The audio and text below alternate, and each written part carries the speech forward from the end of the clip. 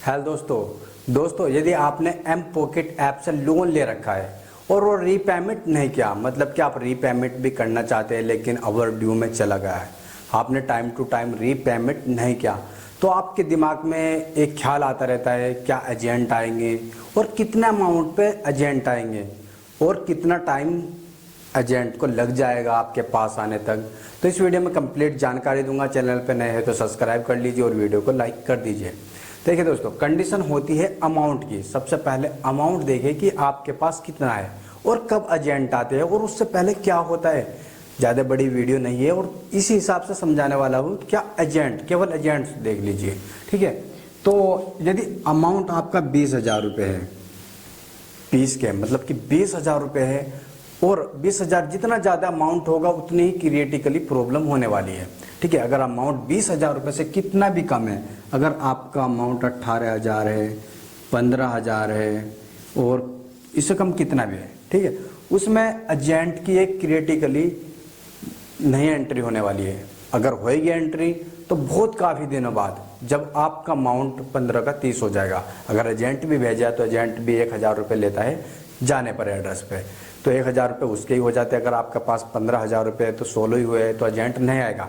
लेकिन सबसे पहले ये समझ लीजिए कि ये ऐप्स चाइनीज ऐप्स है, ठीक है। तो इनका अमाउंट जितना भी आप लेते हैं कुछ ही दिनों में 2 गुना हो जाता है। तो चाइनीज ऐप्स के अभी एजेंट नहीं आ रहे हैं वैसे, ठीक है। काफ़ी सारी रोक लगा रखी है क्योंकि रूल है जो कंपनी का, आरबीआई का, ठीक है, एनबीएफसी कंपनी है जो, उसका जो रूल है वो 5% से 36% तक लगा सकते हैं ईयरली इंटरेस्ट, ये महीने में ही कर देते हैं। तो उससे पहले देखिए कंडीशन क्या होती है।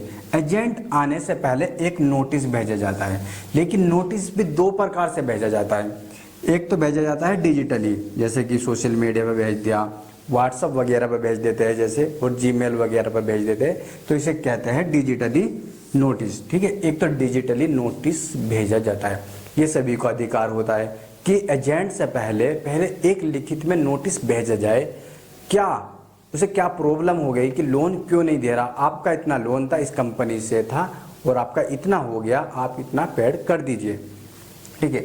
दूसरा आता है होम पर, रेसिडेंटल एड्रेस पे, किसी भी एड्रेस पे आ सकता है आपका, रेसिडेंटल हो या परमानेंट हो या कोई भी आपने कहीं भी रेंट वगैरह ले रखा है और जो भी उसमें एड्रेस भर रखा है, तो उस पर एक आता है नोटिस। उसके बाद होती है जो एंट्री एजेंट की, लेकिन उससे पहले भी बहुत कुछ होता है। आप सोच रहे कि डायरेक्ट एजेंट पे ले आए, तो उससे पहले कॉल वगैरह SMS करके बहुत ज़्यादा परेशान करे जाते हैं। वह सभी के साथ होता है, लेकिन एजेंट सबके साथ नहीं आते। अगर आते हैं तो अमाउंट के हिसाब से आते हैं, ठीक है, जल्दी नहीं आते। अमाउंट अगर आपका 5,000 है, 2,000 है, 10,000 है, ठीक है, 15,000 है, 14,000 है, तो इसमें कोई एजेंट आपके घर कभी भी नहीं आएगा, कभी भी नहीं आएगा, क्योंकि इतना तो वो सिविल ऑक्युपाइड कर लेते हैं आपका, कि आप सिविल, ये तो बिजनेस हो गया आपका, सिविल डरा के उससे 2 गुना ले लेते हैं, ठीक है। तो एजेंट आते हैं जब अमाउंट आपकी ज़्यादा है, ठीक है, कि ये अमाउंट गया तो बहुत नुकसान हो जाएगा कंपनी को, तो तब आते हैं। लेकिन 3 महीने तक रूल है कि कोई एजेंट नहीं आएगा, केवल नोटिस आएगा। कोई एजेंट नहीं आएगा, केवल नोटिस आएगा, ये आरबीआई का रूल है। लेकिन उसके बाद 3 मंथ के बाद, ठीक है, कोई भी कंपनी अगर रूल अप्लाई मतलब फॉलो कर रहे हैं, जैसे कि 5% से 36% तक का इंटरेस्ट ले रहे हैं, तो एजेंट आएगा। अगर आपने कैलकुलेशन करके देखा, कुछ ही महीने में आपने जितना अमाउंट लिया था उसका 2 गुना है, 3 गुना हो गया, तो कभी भी आपके घर एजेंट नहीं आएगा, क्योंकि उसे भी डर लगता है कि पहले ही मैंने अमाउंट ज़्यादा बना रखा है, शायद मुझे छेद दे या मेरे पे भड़क पड़े, मेरे पे उल्टा केस कर दे।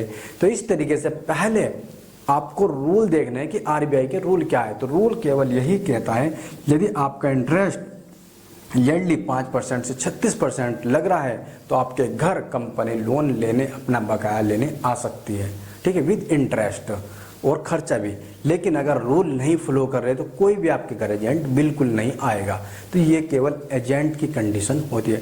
तो दोस्तों, अगर फिर भी आपको कोई डाउट है, किसी प्रकार की कोई प्रॉब्लम आ रही है, कोई भी ऐप से आपने लोन ले रखा है, तो आप कमेंट बॉक्स में लिखिए, मैं रिप्लाई जरूर दूंगा।